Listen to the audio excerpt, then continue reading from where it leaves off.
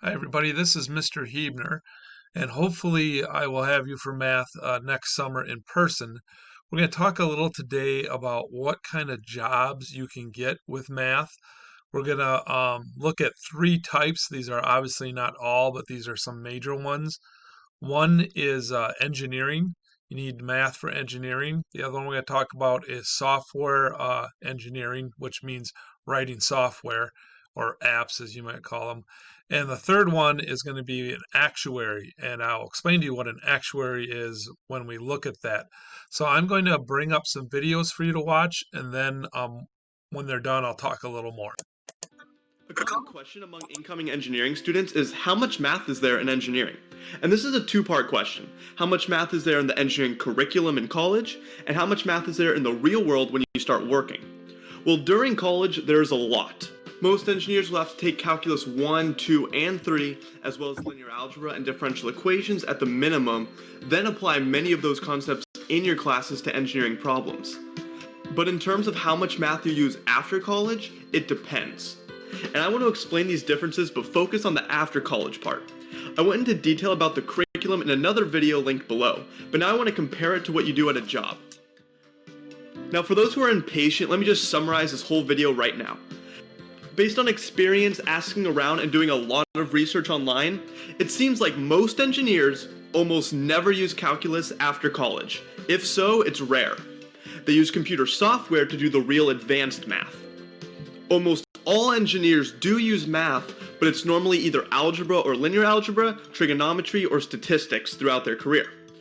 Also, many engineers say that a mathematical foundation on the more advanced math is important because you do apply those concepts even if you don't do the rigorous math itself. And something I saw a few times that I do agree with is that you need to have a mathematical understanding so you can verify that the software is giving a correct result. This doesn't mean you have to prove everything is right, but you should be able to provide some verification. Now there are millions of engineers out there, all with their unique job experience. You could see very little math, and you could see a lot, and everything in between, although it's not common in the beginning of your career to see the advanced math. So whether you are saying, I don't like math, should I do engineering, or I love math, do you use it a lot in engineering? There's good news in both cases, and I'm going to address both of these at the end. But first, let's look at some examples. As a mechanical engineer, you're going to take a class on mechanical vibrations, where you mathematically determine the equations of a vibrating system, the maximum displacement, natural frequency, and so on.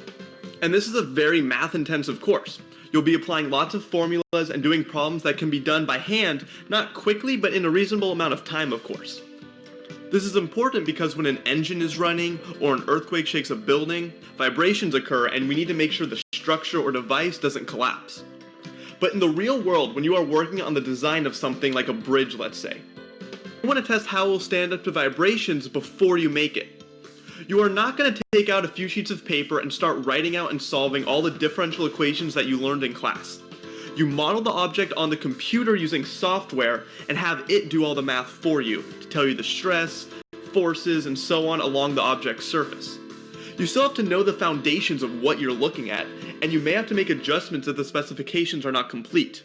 You could do some hand analysis on forces on the beams if it's simple enough, but again, the complicated math is left to the computer. This is called finite element analysis, which can do vibrations, heat flow, fluid flow, forces, and more.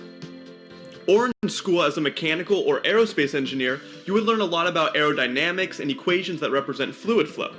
Like maybe you'd have to use calculus to find the drag on an object of some ideal shape, and even a more complicated shape, there would be ways to solve it by hand. And this involves a lot of math. But in the real world, for a large aircraft, let's say, you aren't about to use those equations to solve for the fluid flow and interactions along the aircraft. So we use computational fluid dynamics, in which computers perform the math for us to simulate the interactions of fluids across various surfaces. This can be used in a lot of applications. Again, you still have to understand the math fundamentally and know how to apply it, but the tedious math to find that airflow is left to the computer. Or let's say in biomedical engineering, what if you're trying to measure the force throughout someone's leg as they walk? Well, the college version of this question would be like someone's foot exerts a force straight down, and the knee is bent at a certain angle, and so on. You'd be given everything you need, and everything would be more ideal. Then you could solve for force or torque at different parts. This is actually more of a mechanical engineering question that involves statics and could involve dynamics. But in the real world, it doesn't work out so nicely, and you aren't about to do all the math on paper. You would use a walking gate that would measure the force for you as someone walks, then the software would do the math to give you the forces you're looking for. But again, you still have to understand fundamentally what is going on. And if you're trying to make, let's say, a hip transplant that has to withstand a certain amount of force throughout someone's leg, then you need to apply that math and knowledge to the structure. But the tedious math is again left to the software. Or in electrical engineering, some students may go into antenna design. This isn't popular compared to other concentrations, but I picked it because the math is pretty crazy.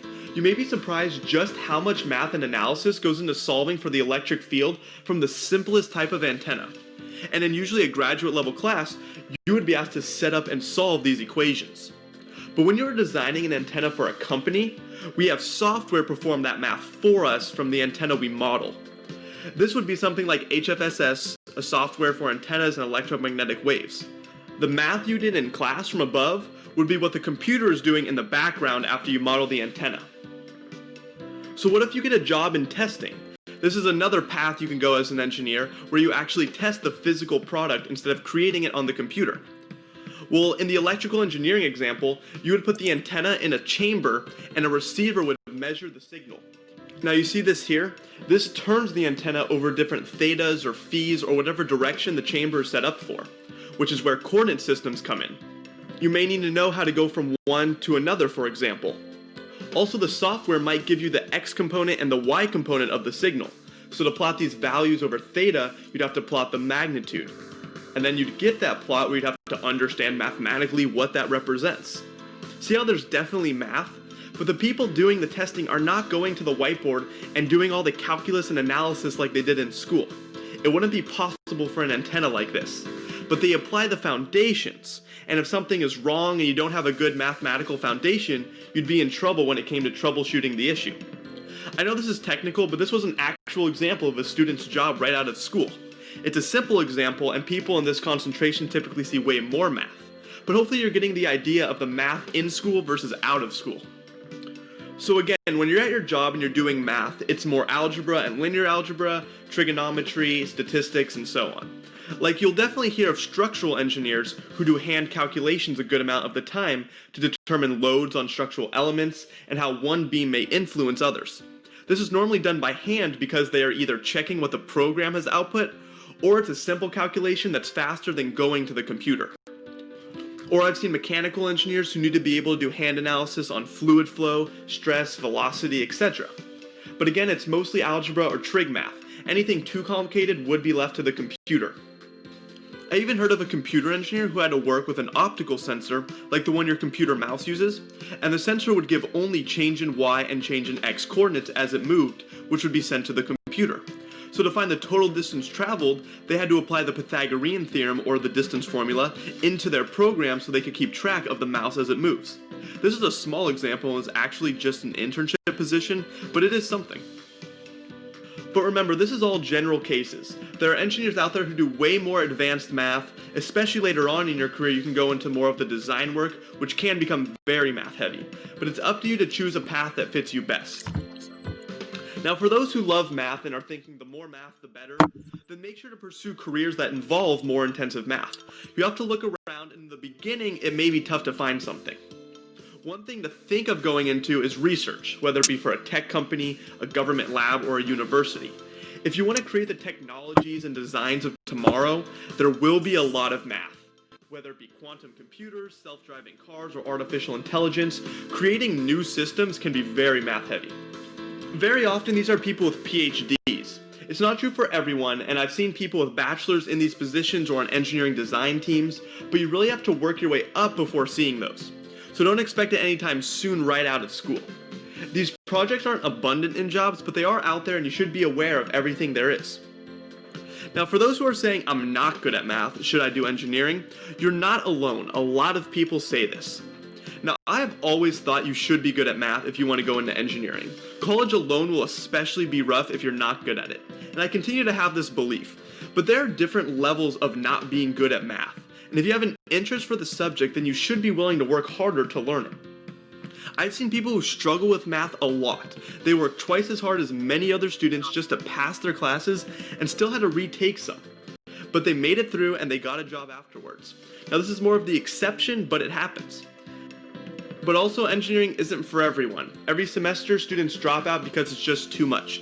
You need to really look into what a major entails to make a confident decision for yourself.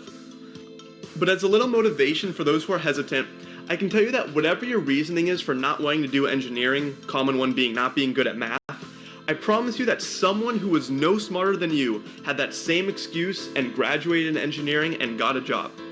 People who graduate in engineering aren't all geniuses. Look around and you'll hear a million different stories. And after you graduate, that math you are so scared of might mostly be gone. You still need to use some and need to have a foundation, but it's just not as intense. You should be realistic and make sure you have an interest in what you're pursuing. Just ask yourself, is this something you're willing to do? Are you willing to work hard, maybe harder than most, to learn the material and get the degree so you can do what you enjoy? Now I'm going to stop there. For those watching who are in engineering or have even had internships, go ahead and comment below your... Okay, as you can see, we use math in engineering. Now, very often he would say the computer will do it for you. So we're going to look at the next section is software, because someone has to write the program for the computer to do it for you. So that's another place where math is used very often. So we'll watch another short video on software engineering.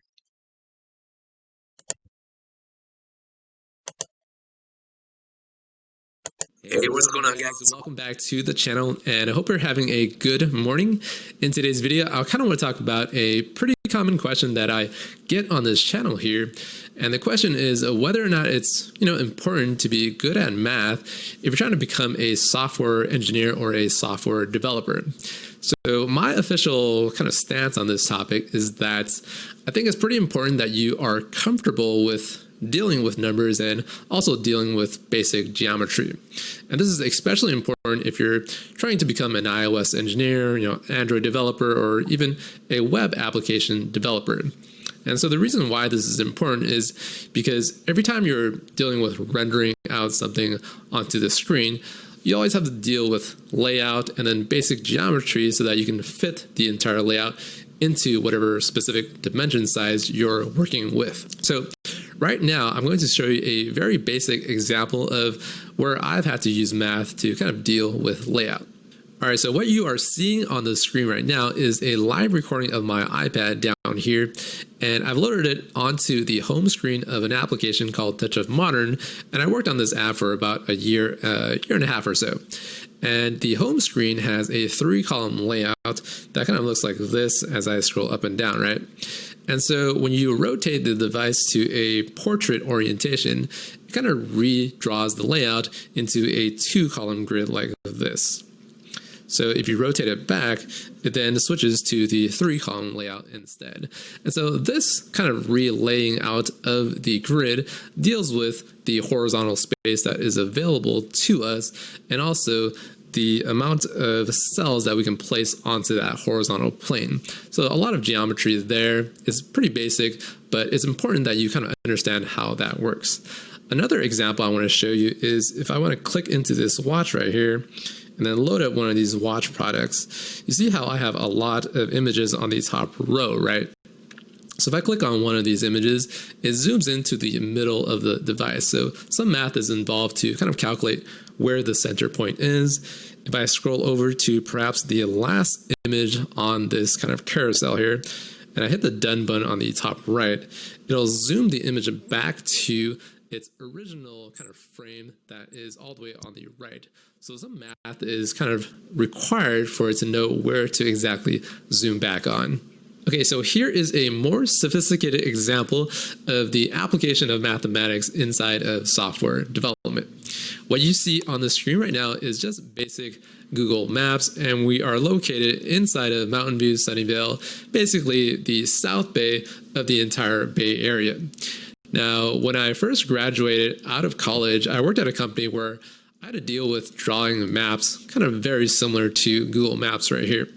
And the way that these mapping systems kind of work is that you're provided with a lot of data points in terms of what you have to render into the mapping system. And these data points kind of render out things like the airport right here, these parks, and also a lot of these roads, these highways, and these city names right here. And in addition to all of that, when you're rendering out these maps, you have to deal with something called zoom levels. And if you zoom in and zoom out like that, you can kind of see the stitching of the entire map through kind of a tile system. As I zoom in, you kind of see more detailed tiles as you dive deeper into the map there. And so the thing about these mapping systems is that you have to do a lot of math to render all of these items based on the latitude and longitude values of these objects. And once you are kind of done rendering out what we call these tiles of the map, you have to stitch them together so that you can kind of request for them as you pan around in the map. Now you can see that effect a little bit better when your connection is a little slower. The map renders a little bit choppier, and you can kind of see the blocks and the tiles rendering out as you are panning across the map.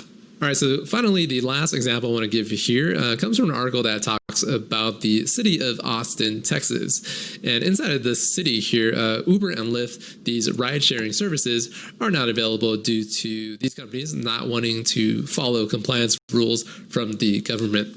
So essentially, in place of these two juggernaut companies are smaller ride-sharing services, right?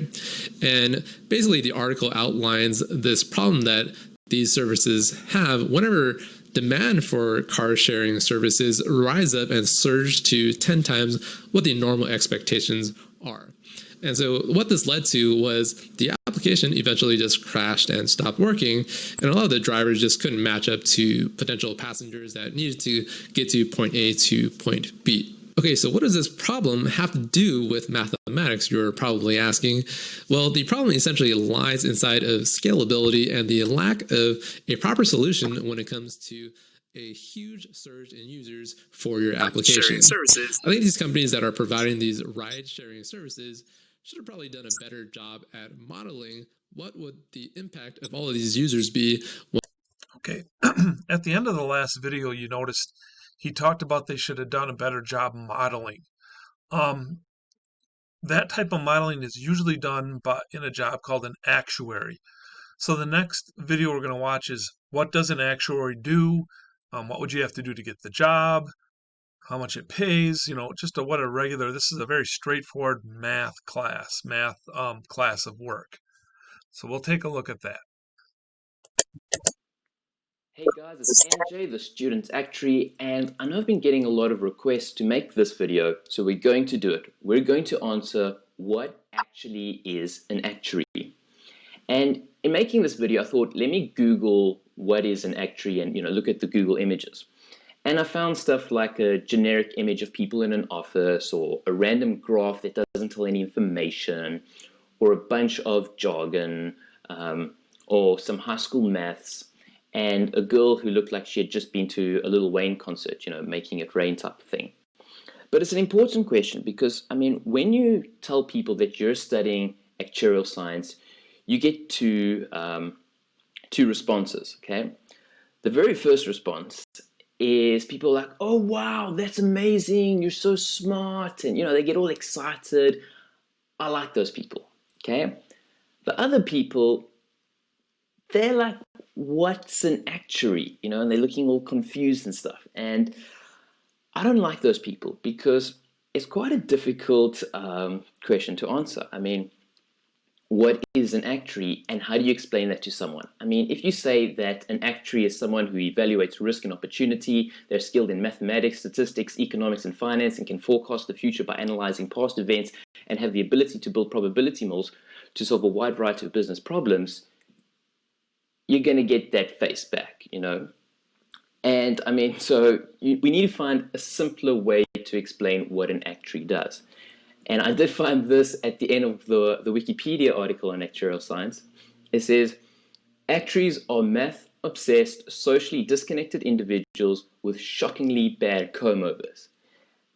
And I can say that this is not true. It's not true at all. I mean, my comb over isn't that bad. The rest is true, but that comb over part, no. So yeah, thanks internet for doing that. But let's be serious now. Let's look at what is an actuary. And I'm going to just try to break it down, because an actuary is more than just a businessman. He is a business professional. And as a professional, he belongs to a society, kind of like knights did back in the olden days. They belonged to those guilds and stuff. So if you're thinking actuary, think of a knight, okay? And like a knight, actuaries also have a code and a set of ethics and stuff like that. And we also need to, prove our worth. So just like a knight has to go and slay dragons, an actuary has to slay like 1,000,000 of the hardest exams set by mankind to get in. And no, I'm being serious. Like, writing these exams are trying to slay a dragon. I mean, this is what my exams look like. I mean, look at that. Roar. I mean, these things are scary. And that's what, not many people survive the exam process. So when you become an actuary, it's kind of like joining an elite club. And it's very rare to find one of us, in the wild. But let's put the game analogies aside and let's look at, what do actuaries do? What is the job? I mean, most of us, we design insurance products so that people's possessions are protected. You might say, well, what are they protected against? Well, tornadoes, fires, floods, and earthquakes, and all these horrible catastrophes, can wipe people out. Actuaries can build financial instruments to protect against these things. And I mean, we can use the same ideas to set pension contributions so that people can retire and enjoy their old age. We've invented life policies to keep families' financial security intact when a loved one dies. We understand risk and can safeguard businesses from unforeseen movements in the market. We know where to invest and how asset returns are correlated. This allows people to save up, for something like their child's education. We also know who is most likely to repay their loans, and so who should receive credit to buy their dream homes. We develop medical aid so that people can afford to visit doctors and get help in hospitals. We comprehend forces like mortality and can predict various population movements. We do a lot of research on HIV/AIDS and see what measures are the most effective. We do a lot of useful stuff, and basically, whenever there is uncertainty, actuaries, can help out. And I mean, in the future, I believe it will be the actuaries who will be at the forefront of developing artificial intelligence and contributing to cognitive computing. I mean, already they're using simple statistics in the foundation of machine learning. But a lot of reasons why people do study actuarial science is because of the money. We get paid big cash. And the reason for this is the business we do is on a grand scale. I mean, recently, this is happening now. LNG is busy buying a $9 billion annuity book. 9 billion pounds. 9 billion pounds. That's a lot of money. I mean, you can buy a lot with 9 billion pounds. Actuaries are also very good on the stock exchange, and they kind of coin it there as well. So, we get the cash. We get the cash. And some people do call us arrogant science. I mean, because we do think highly of ourselves. But I think that's just because they're jealous. Because, I mean, if you just had to Google what is the #1 job in the world, you will see the actuary tops the majority of those lists. So yeah, I mean, if you want to secure homes, help the elderly, protect families, care for the sick, and make lots and lots of money, then actuarial science is for you. And yeah, I hope this video has helped explain what us actuaries actually do. And I mean, next time somebody asks you that question, you meet one of these people, please share this video with them. And whatever you do, don't tell them that we're math obsessed and socially disconnected. And whatever you do, don't mention the bad comb over. Okay? If you do, I will only forgive you if you subscribe. Thanks for watching, guys. Okay, one thing I have to apologize for with the actuary video is the man kept on saying he. There are plenty of women who are in actuaries. In fact, I had a student a long time ago who would complain every day that I gave too much homework. Who wants to sit in a room and do math all the time? So I saw her at her where she was working at, and I was buying something. And I said, "Oh, aren't you about ready to graduate from college?" And she said, "Yes." And I said, "Well, what's your major?" "I don't want to tell you." I'm like, "Well, what did you pick? Some major that you're never going to get a job for?" "No, no, I'll get a job right away." "Well, what is it?" "Well, I'm an actuary." And I had to laugh because she is going to be sitting in a room doing math a lot, but she's also going to make a lot of money and have a lot of interesting jobs to do. Um, these are not all the jobs that can be done with math. There are plenty of other jobs. Also, I hear a lot from kids. I teach at Rochelle during the school year. They'll say stuff like, "Well, this is Rochelle. No one ever gets those kind of jobs. No one does that kind of stuff." So one year I had a boy come, a man actually, come in and talk to my class about his job in aerospace technology. And he was working on the Mars rover, and he was designing the parachute to make sure that it would land correctly, which is hard because at the time we didn't really have any data on what Mars's atmosphere was like. So if you made it too strong or too big, it would just rip off of the Mars rover and it would crash. If you made it too weak, it would crash. If you made it in the wrong shape, it would crash. So there's a lot of math involved in trying to figure out how to make it. And sure enough, some kid said, "Well, that's all great, but this is Rochelle. No one ever does that kind of stuff around here." Well, he pointed to the front row and said, "That's not true. I sat in that seat for 3 years with Mr. Huebner, and I graduated from Rochelle." Also, our school secretary, her son graduated from Rochelle, and he works for Lockheed. I have 3 or 4 kids who are actuaries. So there's lots of jobs out there. If you're interested in math, you can do them too. All right, well, thank you. I hope I will see you next summer.